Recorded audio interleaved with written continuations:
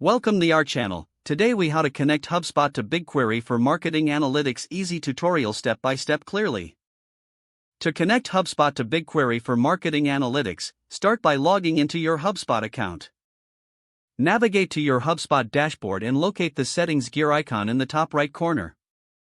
Click on the settings icon to open the account settings page. In the left sidebar, scroll down and find integrations. Click on Integrations to see a list of available integration options.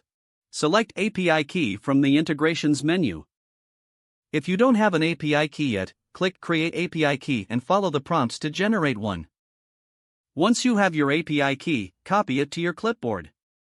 Next, log into your Google Cloud Console. Select or create a project that you want to use for BigQuery. In the left sidebar, locate the BigQuery option and click on it. On the BigQuery page, find the Dataset section and click Create Dataset. Give your dataset a name and set an appropriate location.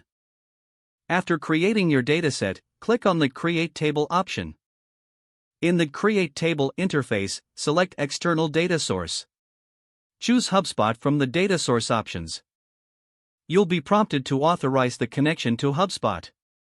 Paste the API key you copied earlier into the required field. Follow through with any additional authorization steps as prompted. Once authorized, configure the data you want to pull from HubSpot into BigQuery. Choose the tables and fields relevant to your marketing analytics. Click Create Table to finalize the setup and start the data import process. Monitor the process to ensure that the data is being imported successfully. After the import is complete, navigate back to the BigQuery interface. You can now run queries against the imported HubSpot data for your marketing analytics. Experiment with visualizations and reports in BigQuery to gain insights from your data. That's how you connect HubSpot to BigQuery for your marketing analytics. If the page does not load, refresh the browser or try again in a private or incognito window. Make sure you are using the correct email address, then retype it carefully to avoid small typos.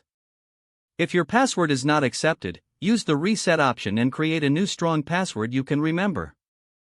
Check your spam folder for verification or security emails, then complete any requested confirmation steps. Don't forget to like this video and subscribe to our channel for more step-by-step tech guides.